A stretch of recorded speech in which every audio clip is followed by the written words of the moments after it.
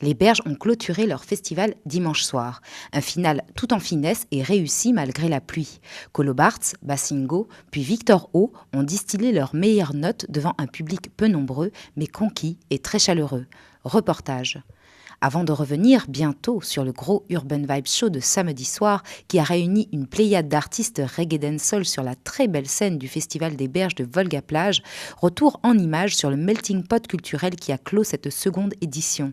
Un festival haut en couleurs et qui aura réuni un plateau artistique de grande qualité sur 5 jours de festivités.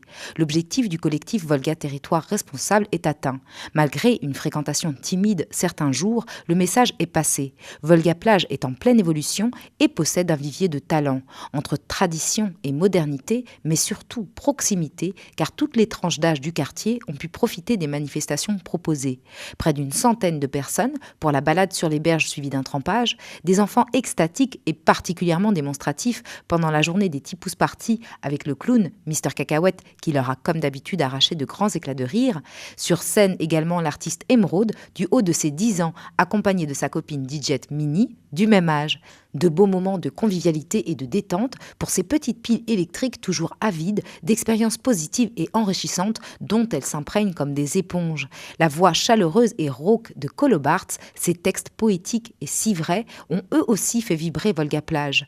Moment de grâce, suivi du groupe Bassingo et son noyau fondé en 1985. Jean-Claude Eguienta au chant, Jocelyn Jacot à la batterie et bien sûr Willy Léger au tambour et percussions. Des sonorités qui ravivent le meilleur de l'ambiance de ces années où la culture explosait comme un feu d'artifice visant haut et brillant d'une identité reconquise.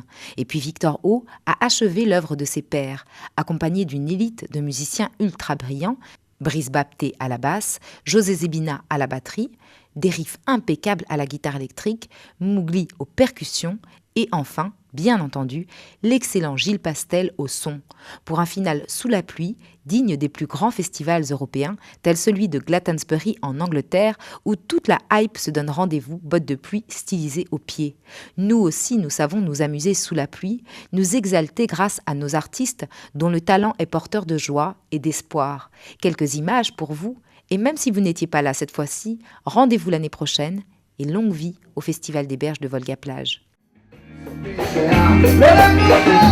Yo,